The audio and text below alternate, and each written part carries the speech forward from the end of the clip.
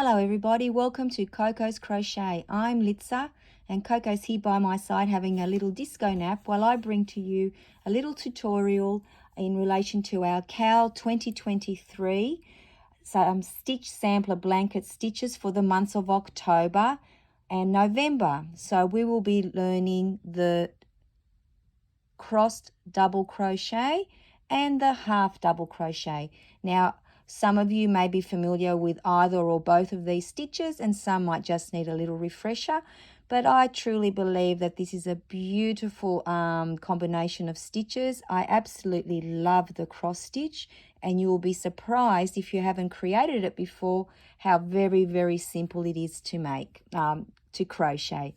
So as always, have your hook ready, your yarn. A pair of scissors always comes in handy, a darning needle to sew in those ends, and some sort of stitch marker, whether it be some coloured thread of a different colour to your yarn, a safety pin, some stitch markers, whether they be simple as this or as fancy as you like, because that is a great way to keep track of your end stitches, which is very, very important, because the main thing that we need to concentrate is that we always need to make sure that whatever our starting chain was, whatever the stitches were, that we keep it for the length of our blanket. So that is the aim throughout our blanket making, and of course our stitch markers come in handy for that. So I have made two little swatches for you that we'll work on today so that you can see how we deal with the end stitches to allow us to continue with the correct stitch count. So I'll just put this little one to the side for now and I'll bring it back later. So here I have our first little swatch, let's call it. We are going to be building on the double crochet, and all the stitches are in US terminology because this was the stitch that we used for September. So this one has 14 stitches, the stitch count, and I shall show you now how to start with your cross double crochet. So I have my little stitch markers ready. One is already in there, ready to go, and I'll pop one in here. So chain one and turn your work. That chain doesn't count as a stitch. So we'll create our first double crochet in that very first stitch on top of that one there, in that little, the two V's. So for those of you that need a reminder, which I'm sure isn't very many of you, but let's just do it regardless, to create a double crochet, yarn over, insert your hook, yarn over, pull through, yarn over and pull through 2 stitches, yarn over and pull through the remaining 2 stitches, get our little stitch marker and pop it on top of that little V, which will allow us to remember which is our end stitch. Now, very, very simple to create the cross double crochet. It's basically double crochets all the way across, but you along your row, but you cross them over. So you're not actually missing any stitches by the end of it, and you're not creating any chain spaces. So yarn over, skip 1 stitch, so the next stitch, go into the stitch next to it. So insert your hook, yarn over, and create your first double crochet. Now, see where that space is where we skipped a stitch? We're going to create another double crochet. So yarn over, insert your hook, yarn over, oops, apologies.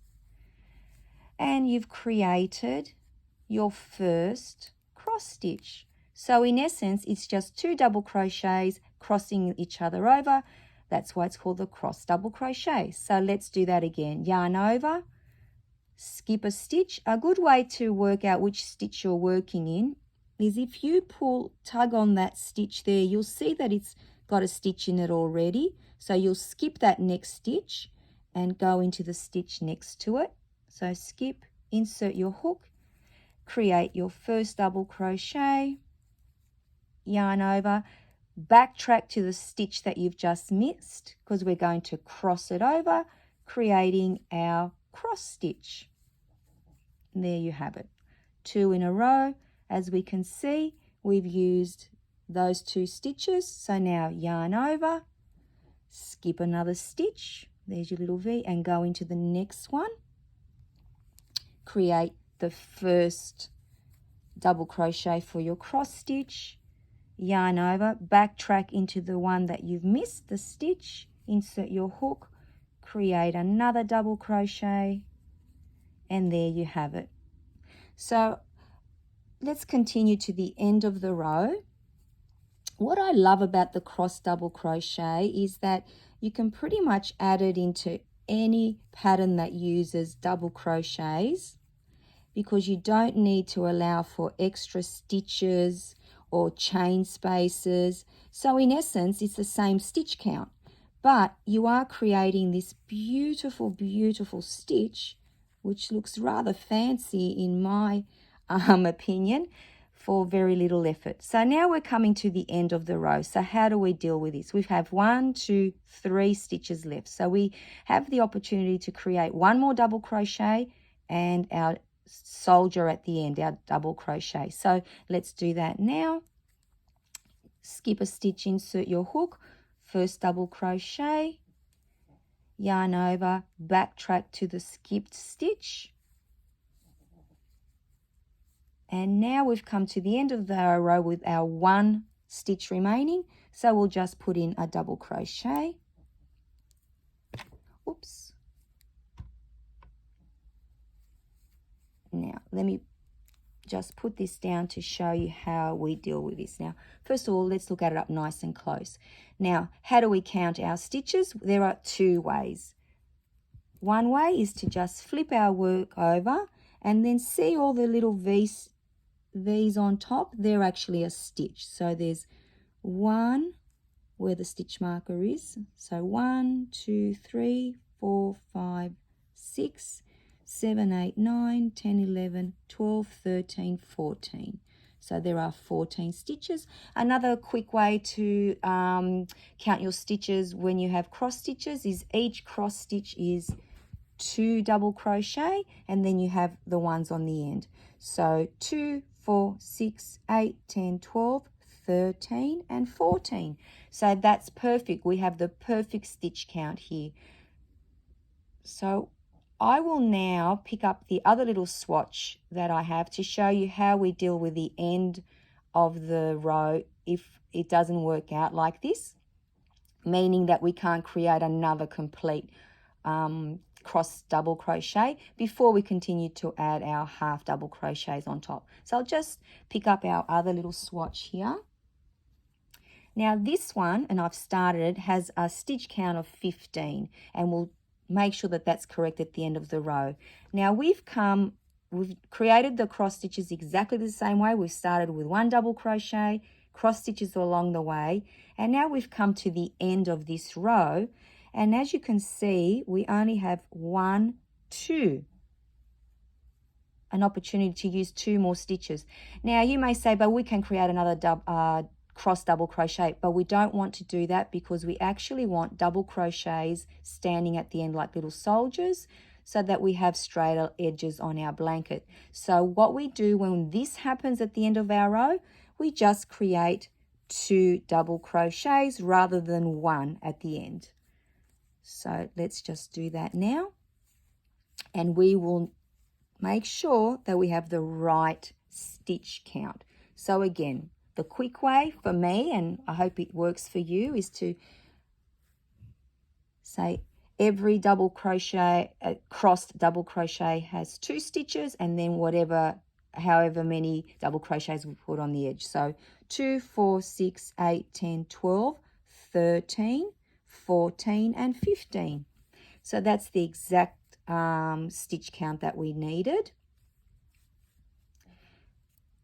So with this one, again, you can also, count your little V's on top if that's a better option for you, whichever way works to make sure that you have the correct stitch count. Now, I'll continue with a half double crochet on this one, and then on the other one as well. Oops, sorry. I'll just pop this one down because the other one, the yarn is actually connected nicer, because in essence it's exactly the same way to add your half double crochets, or actually any stitch on top of your double cross double crochets. All you do is go into each and every V on top, or each and every double crochet. So let's do that now. I'll just take this little stitch marker off because I'm certainly going to need it to mark the beginning of my next row. So as always, chain 1 and turn your work. That chain doesn't count as a stitch. In that very first stitch on top of that little V and on top of that first double crochet, we'll create a double crochet. Oh, I beg your pardon, we're doing half double crochets. Oh my goodness. So yarn over, insert your hook, pull your yarn through. You'll have 3 loops on your hook. Yarn over and pull through all 3, and you've created your first half double crochet.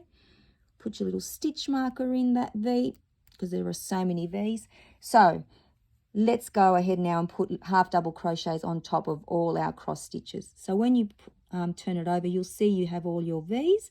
So simply go into the first V and create your half double crochet and move along the same way. So yarn over into the next V, on the top of the stitch, yarn over and pull through all 3 loops on your hook.